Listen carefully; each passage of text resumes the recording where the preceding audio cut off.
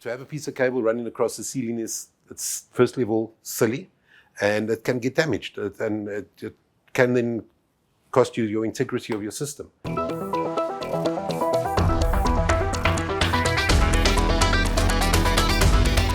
Welcome to Talking Fire with the Fire Detection Industry Association.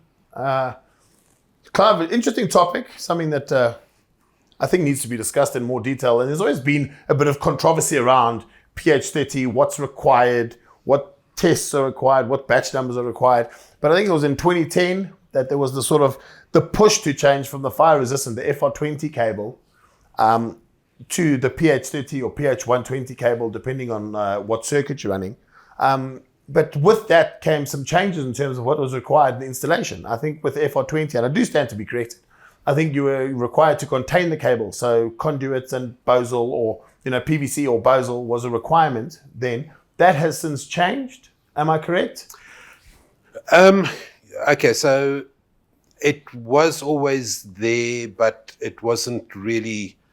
We assumed a lot of stuff was in place with the cable manufacturers, and possibly when people started asking questions and we started doing some testing, we found that what we assumed was in place wasn't really in place. And 2010 was a big move to now use pH 30 and pH 120 cable.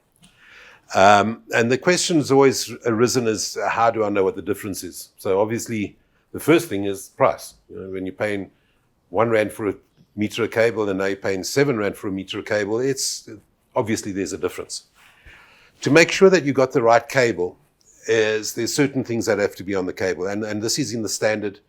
This is in the EN 50-200 standard, and it specifies that your cable has to be marked. It's got to have the EN standard that it complies to. It's got to have a batch number on it. It's got to have your manufacturer on there, and there's certain other markings. And again, because it's a manufacturing standard, it's not something that I'm going to have off the top of my head, but there is a lot of information on that. We have covered cable in the past, but we're just going to reiterate where we're going with this. I've been asked as a contractor is, how do I know what cable I'm buying? So obviously when I'm buying it from a supplier, the batch number becomes important because that batch number goes back to the manufacturer so that I can trace it backwards to a point where this batch of cable has been tested and has been certified to be compliant to the pH 30 requirements or 120. The difference is that your critical circuits need to be on 120, so your sounders and so on, whereas your normal detectors can be on pH 30. What else is there? There's a certain size of your cable that has to be complied to. That's a 1 millimeter square conductor. You obviously can go bigger if you're going on longer distances. And then the testing of the cable. We have got certain test houses, or we've got certain tests that need to be done onto the cable. And very basically, pH 30 has to withstand a ribbon fire at 800 degrees, I think it is, Celsius, for 30 minutes without losing integrity. A pH 120 has to be obviously 120 minutes, and it's a mechanical knock on not on the cable itself, but like a knock on the fixtures of the cable so that you can see that the integrity is kept up, and it's also subjected to water deluge on it and so on. So there's quite an intricate amount of detection that needs to be done. Don't buy a cable that has got one batch or one certificate for the next 100 years. That certificate needs to be linked to a batch of cable. I mean, I'm buying a cable today with batch number 1. Is batch number 2 the same cable? It has to have a batch or a certificate for each batch. So in the scenario of I'm an end user, now, and I've installed a fire detection system. How do I know, firstly, how do I know when you're required to use Bosal? Now I'm talking about on the installation side of things. So obviously, I've now been quoted on pH 30, I've been quoted. Does it have to be in conduit? How does it need to be mounted? When do I use galvanized? When do I use PVC? Is it stipulated, or is it just for aesthetics reasons? Maybe you just want to touch on that a bit more, just more for our end users' sake, to understand, is the system done correctly? If I open my ceiling and I've got a red cable lying on top of my ceiling boards, is that okay? Does it No. need to be sealed? That information I think needs to, that's relevant because now we've identified what type of cable. Yeah. But what does it need to be? How does it need to look? And how does it need to be installed? So standard says it's got to be supported by non-flammable fixtures. It can be several ways. PVC conduit is easy to install because a lot of places where you're retro-installing the system into an existing ceiling. So to get a 4-meter piece of steel conduit into a ceiling is difficult, so you can't bend it. So PVC conduit is usable. However, the standard says that you have to use steel saddles every 500 millimeters. So you're going to have 4 meters of PVC conduit with every 500 millimeters, a steel saddle fastened into your slab. The standard does not say that it needs to be in conduit. It just needs to be supported with a non-flammable fastener.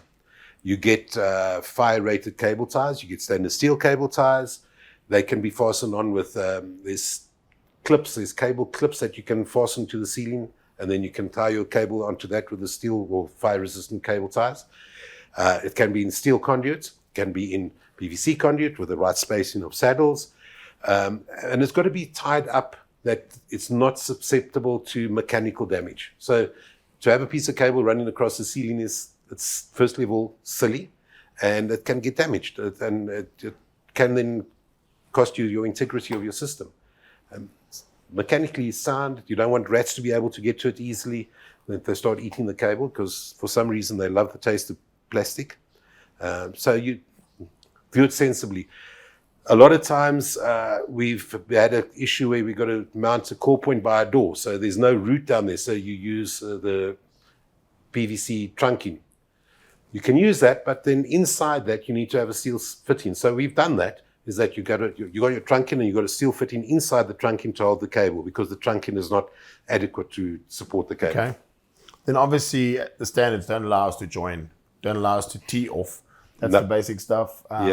Just for installers out there, just as a reminder, if you're doing an analog addressable system, your going out loop and your return loop cannot be in the same conduit. Maximum 3 meters. Yeah, so that's all relevant stuff. But I think in terms of more for the end user, when you're having a look at the installation, before you sign that acceptance certificate, have a look, make sure that your cable is done neatly. Yes. Make sure that it is fastened correctly, and make sure that all the checks and balances, that everything ticks the box for a compliant system. Yeah, because it is important. Your system doesn't exist without your cabling. Obviously, if you've got a wireless system, that's a completely different animal. But if you've got a cabled system, the cable is the bloodline of the system. Your information runs on that. Perfect. If anyone's got any more questions on this, please reach out. Have a look on our website. All our contact details are on there.